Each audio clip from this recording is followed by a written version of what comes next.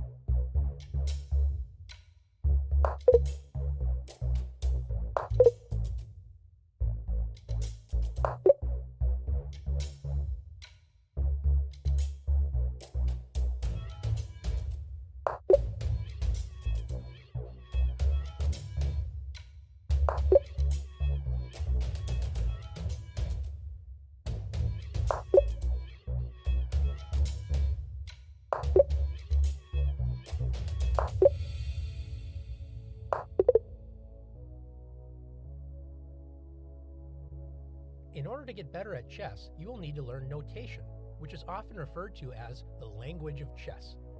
Every square on the chessboard has a name, which is actually just its coordinates. As we mentioned before, each column is called a file, and each row is called a rank. Every file in chess is given a letter, starting with the letter A on the left side of the board, and going all the way to the letter H on the right. Every rank is given a number, starting with 1 on the white side of the board and going up to the number 8 on the black side of the board. Each square is named by its coordinate pair. Let's meet some of the squares.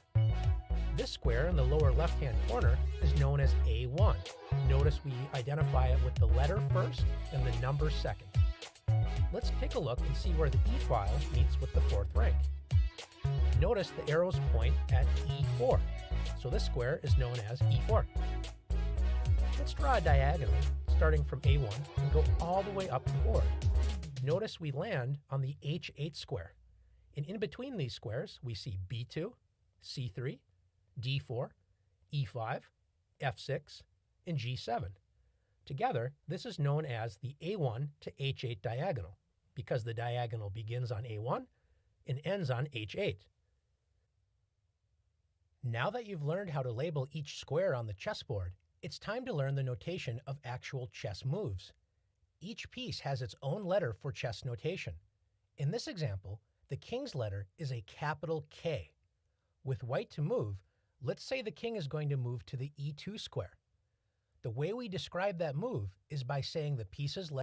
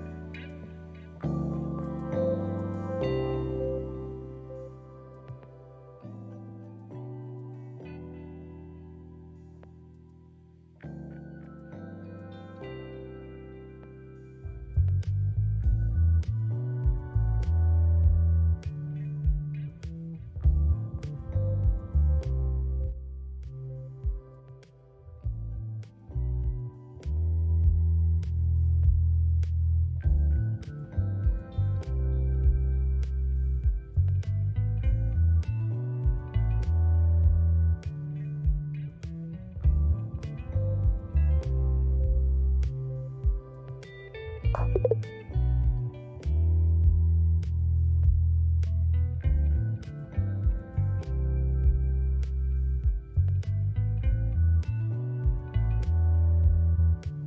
already learned how to move the pieces, and we've mentioned the idea of capturing.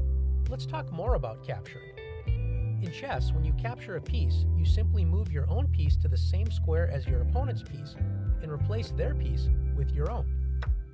The captured piece is then removed from the board. You don't stop before the captured piece, you replace it entirely. Let's watch this queen capture a pawn. Now let's watch this knight jump over one of its own pieces to capture the queen. Capturing pieces is a critical part of the game. However, you do not have to capture a piece if you don't want to. That being said, if you can capture more of your opponent's pieces than they capture of yours, it's going to be much easier to win. One question about capturing that we haven't answered is, how do you notate a capture? Let's say in this position that you plan on taking the black queen with your queen on b3. A good idea. You would write the piece that will capture it, in this case, the queen. So we use a capital Q. You then write an X, which means captures. And then you write the square where the piece gets captured. So after queen takes e6, we would write Q, X, e6. Here is one more capturing question. How do we notate a pawn capturing a rook and promoting to a queen at the same time? Does it sound complicated? Don't worry, it's just one extra step. We start by notating the capture. Remember, we mark a pawn with the file that it is currently on. In this case, the pawn is on the B file. So we would write a lowercase b, then we would write captures, which is an X, so lowercase b, X, and then the square that we capture, A8, so BX A8. So far, we have BX A8. Since we are promoting to a queen, you simply add to the end of your move an equal sign, and then write which piece you are promoting the pawn into, which is usually the queen. So putting it all together, we would write B takes A8 equals queen. Now it's your turn to practice capturing pieces.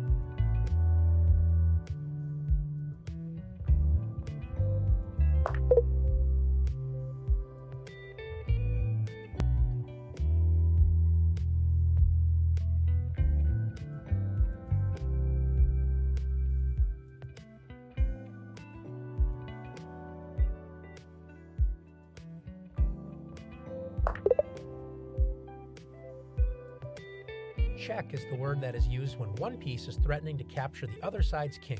Check basically means look out, king in danger. Let's take a look at some examples of playing check.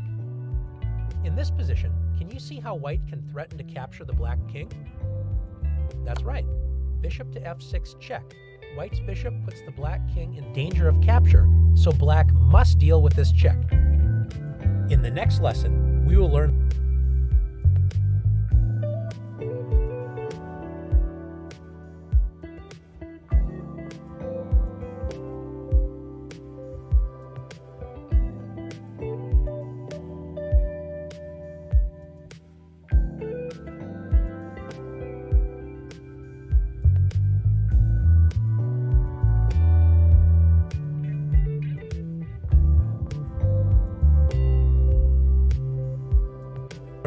ways to get out of check.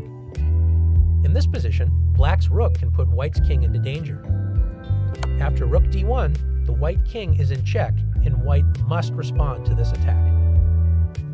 Finally, in this position, black's pawn is ready to capture the white knight. Remember, pawns capture one square away diagonally.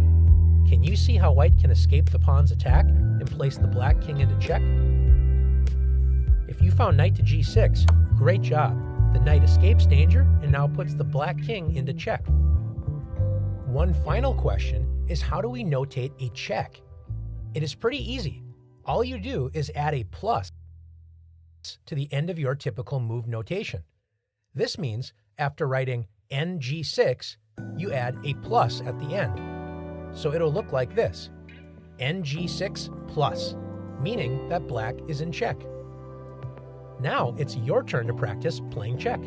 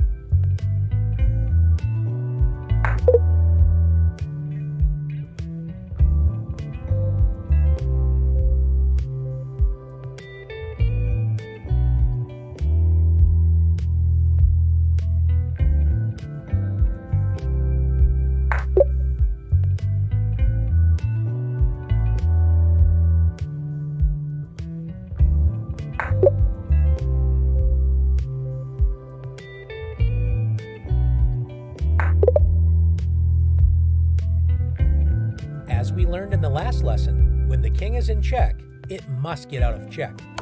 You cannot ignore check and play another move you want to play while leaving your king in check. You have to stop the check.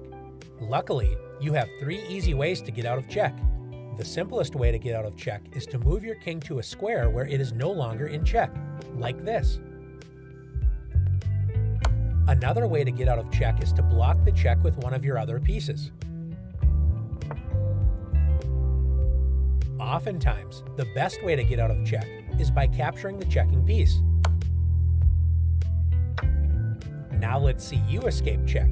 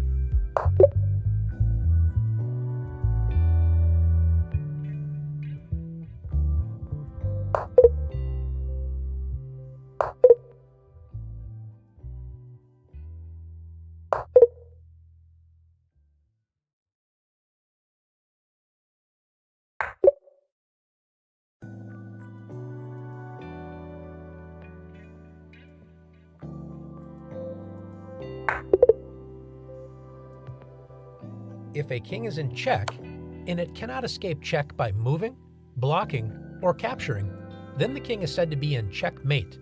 That means you win. Or maybe your opponent won. Again, checkmate is the entire goal of chess. It doesn't matter who has captured the most pieces, or how long it has taken, or anything else. If the king is in checkmate, it's game over. Once the king is in checkmate, you don't have to take the king off the board. It's time to shake hands and say, good game. Now it's your turn to checkmate.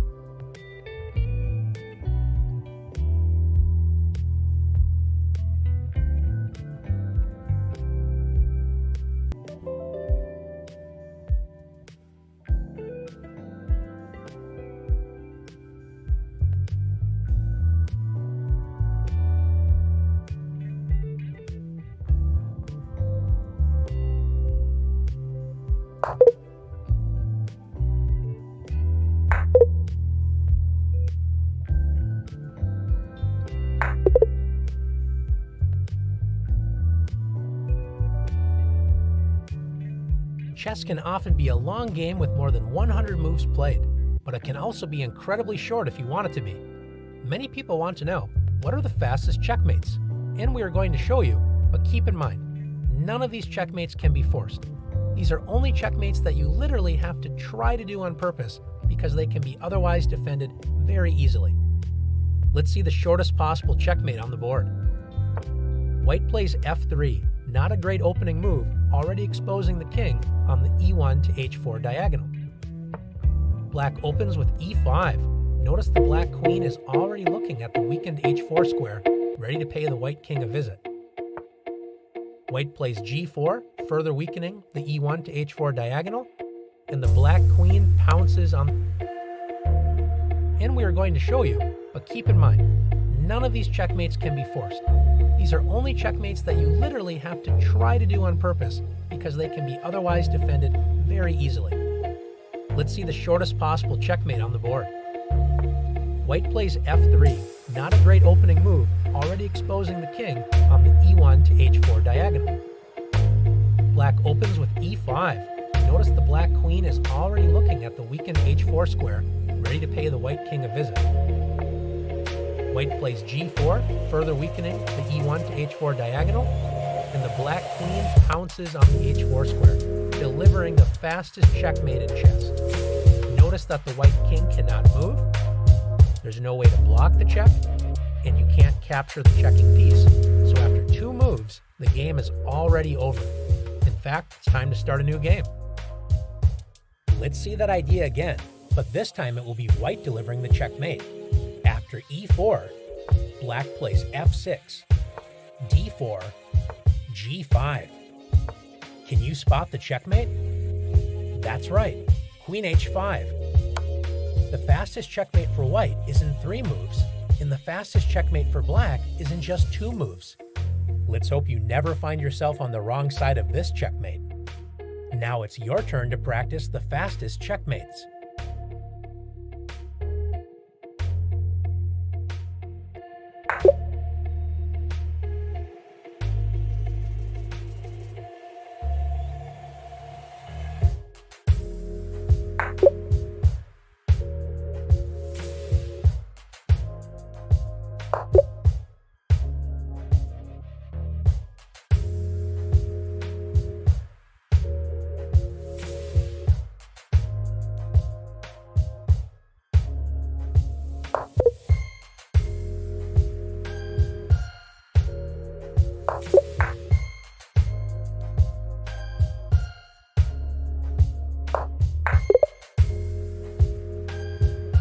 There is another kind of mate on the board called stalemate. Stalemate is what happens when your king is not in check, but you also have no other legal move on the board. And when this happens, it's a draw and nobody wins. You might be absolutely winning your game and about to checkmate the opponent's king, but if you fall into stalemate, it's a draw. This is best explained with some examples. In this position with white to move, the game would be a stalemate, because white's only piece, the king, does not have any legal squares to move to, and white is not in check. In this position, let's say white plays queen to c2. The queen gets 1 square closer to the king, but notice black's king is not in check and black does not have a legal move in this position. The position is a stalemate. Remember, in chess, you're never forced to make an illegal move, so black cannot put the king onto a square where it would be captured. In this position, can you find a better move for white? White can actually win the game in just 1 move after queen b2 checkmate. Remember, your opponent can never be in stalemate if they are in check. In this position, black looks doomed. The king is trapped in the corner. White is ready to deliver checkmate on the next move, and black is down lots of material. However, chess is a game of many opportunities, and even when things look really bad, you might have the chance to save the game, or at least draw. Notice that since black's king does not have any legal moves, if black's queen disappeared from the board, it would be a stalemate if it were black to move. In this position, Can you find a way to make black's queen disappear and create a stalemate? If you found queen takes h2 check, great job. White must deal with the check, and the only way to get out of the check is to capture the black queen. Now the only remaining piece is the black king, and since black's king does not have any legal squares, and black is not in check, the game is a stalemate. What a save by black. Let's take a look at this position. If white played the move queen to c7, it's not a very wise move because white, first of all, could have won the game immediately with queen to b7 checkmate, but also queen to c7 traps black's king. But does that mean it's a stalemate? Not in this position, because notice black has another piece.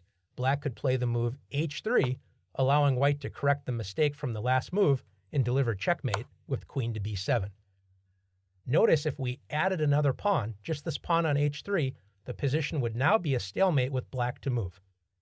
Now that you've learned about stalemate, remember to stay alert and avoid it when you're winning, and when you're losing, keep your eyes open for the opportunity to save the game with stalemate.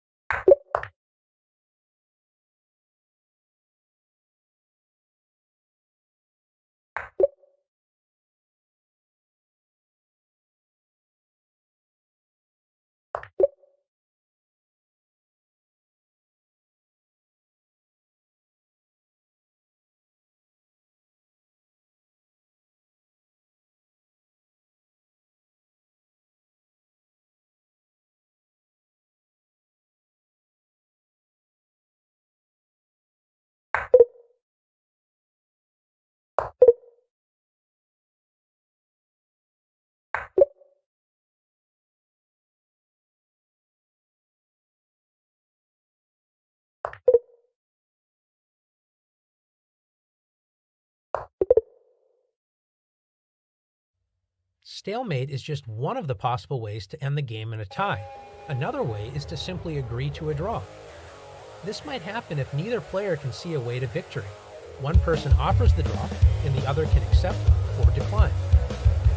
Another way to get a draw is if the exact same position is repeated 3 times. After 3 repetitions, either player can claim a draw when it is their turn to move. Or, if you're playing online, a draw will automatically be called after 5 repetitions. Either player can claim a draw when it is their turn to move. Or, if you're playing online, a draw will automatically be called after 5 repetitions.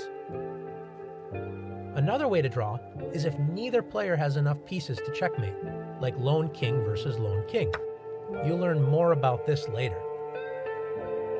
Finally, you can also draw if 50 pairs of moves have been played on the board without any captures or pawn moves. This keeps you from dying of boredom as you and your opponent move your rooks back and forth forever. Now it's your turn to practice drawn positions.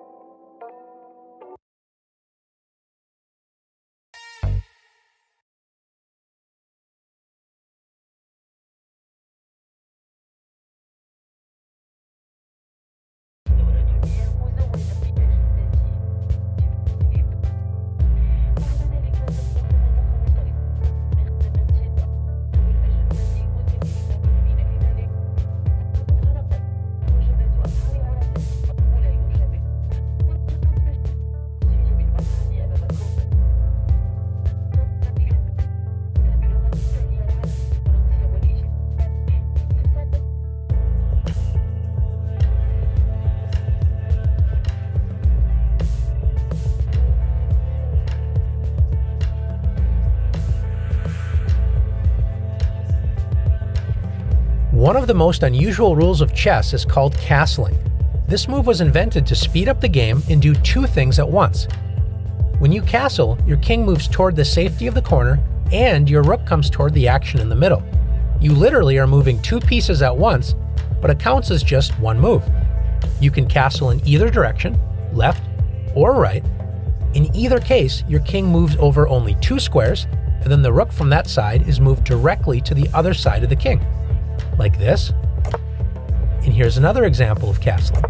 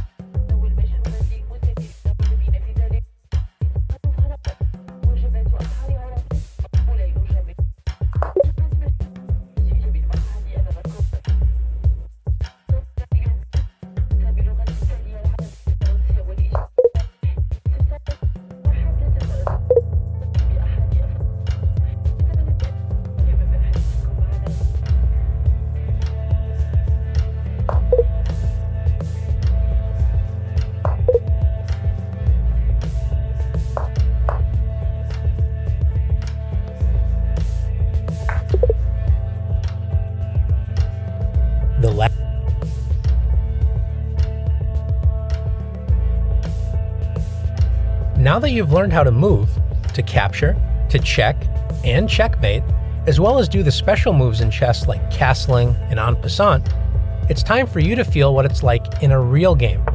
In a real game, nobody is there to tell you what to move. You have to think and decide, what is the right move? Should I move a piece? Or can I capture something? Should I castle? Or try to promote one of my pawns? This is where the thinking part of chess comes in, and you have to try and decide what your best move is.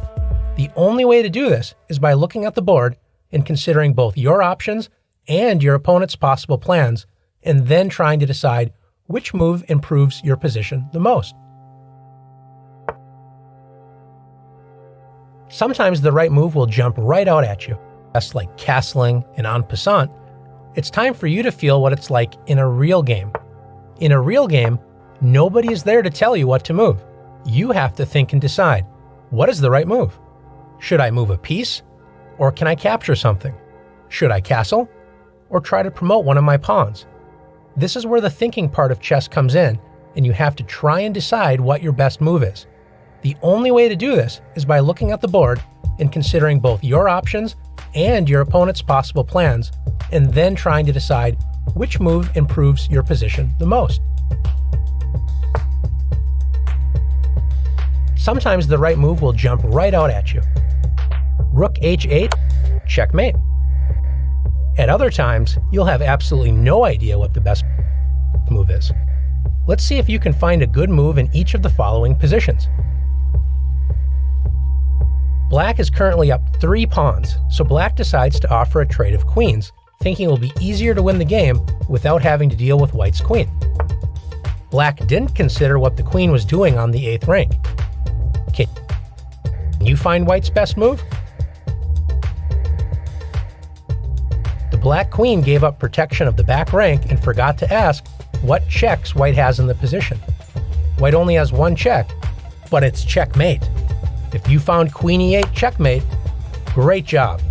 This checkmate is known as a back rank checkmate.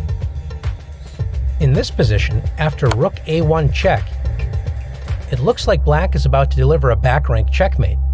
What is White to do?